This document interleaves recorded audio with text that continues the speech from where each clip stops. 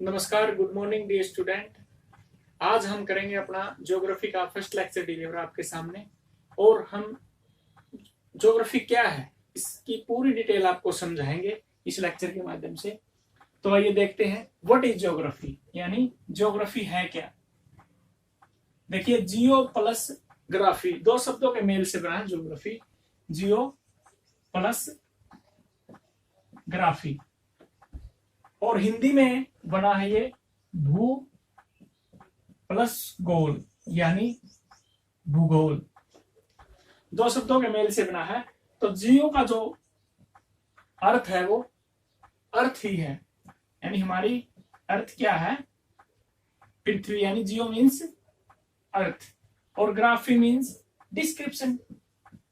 Graphy means description, यानी अर्थ का description ही क्या है, भूगोल, यानी ज्योग्राफी। तो अर्थ का डिस्क्रिप्शन क्या है, ज्योग्राफी। और हिंदी में इसको क्या कहेंगे, भू से अर्थ है हमारी भूमि, और गोल से अर्थ है यानी इसकी शेप से, यानी भूमि क्या है जो गोलाकार है वो क्या कहलाएगी, भूगोल। तो अब हम इसको थोड़ा सा डिटेल से पढ़ते हैं कि ज्योग्राफी कहां से आया। जब ज्योग्राफी एक सब्जेक्ट नहीं था तो इसको फिलोसफी के अंदर हम पढ़ते थे। फिलोसफी के अंदर हम पढ़ते थे यानी दर्शन शास्त्र।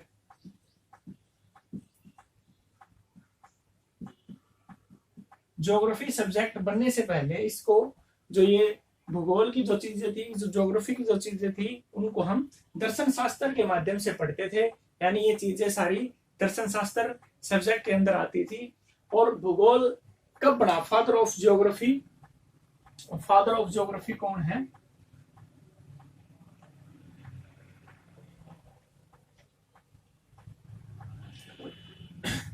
फादर ऑफ ज्योग्राफी,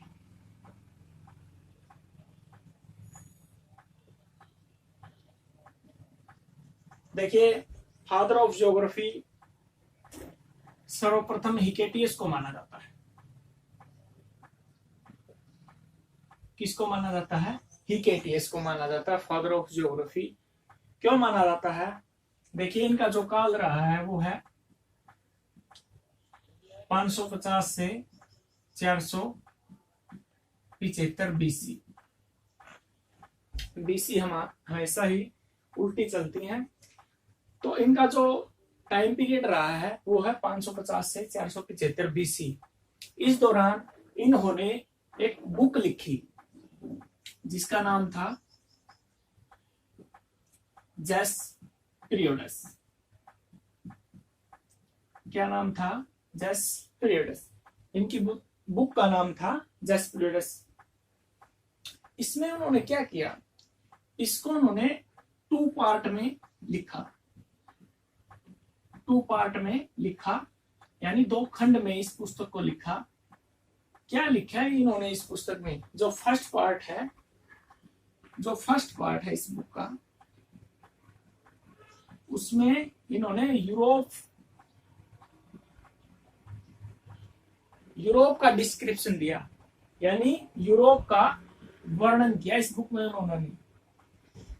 और जो सेकंड पार्ट है इसका, सेकंड पार्ट, इसमें क्या किया उन्होंने, इसमें उन्होंने एशिया प्लस लीबिया। देखिए ये जो टाइम पीरियड है ना, इस टाइम पीरियड में हमें सभी कॉन्टिनेंट की नॉलेज नहीं थी। और जो लीबिया है वो अफ्रीका महाद्वीप का एक देश है, यानी कुछ ही देशों की हम नॉलेज रखते थे। तो उस टाइम पे अफ्रीका महाद्वीप को भी लीबिया कहा जाता था। तो इसमें जो सेकंड पार्ट में उन्होंने एशिया प्लस लीबिया की डिस्क्रिप्शन दी है सेकंड पार्ट के अंदर, और इसीलिए इनको फादर ऑफ ज्योग्राफी कहा जाता है। फादर ऑफ ज्योग्राफी कहा जाता है। लेकिन बहुत सी बुकों में फादर ऑफ ज्योग्राफी हिकेटियस को नहीं माना जाता। क्यों नहीं माना जाता, इसका भी एक कारण है, वो हम आपको बताएंगे।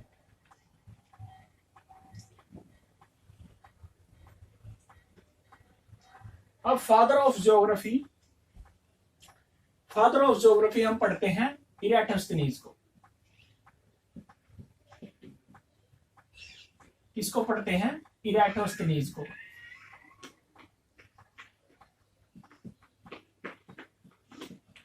फादर ऑफ ज्योग्राफी इराटोस्थेनीज को पढ़ते हैं। क्यों पढ़ते हैं? क्योंकि इन्होंने एक पुस्तक लिखी जिसका नाम था, एक बुक लिखी जिसका नाम था ज्योग्राफिया। और जो हम ये सब्जेक्ट पढ़ते हैं ज्योग्राफी, ये इस बुक से ही आया। ज्योग्राफिया से ही हमें अपना सब्जेक्ट नेम मिला जिसको हम बोलते हैं ज्योग्राफी। और ये बुक इन्होंने कब लिखी? 234 BC, यानी 234 BC के अंदर इन्होंने ज्योग्राफिया पुस्तक लिखी और ये शब्द दिया ज्योग्राफिया, जिससे सब्जेक्ट का नेम पड़ा ज्योग्राफी। सब्जेक्ट का नेम पड़ा ज्योग्राफी। देखिए इराटोस्थेनीज कौन थे? इराटोस्थेनीज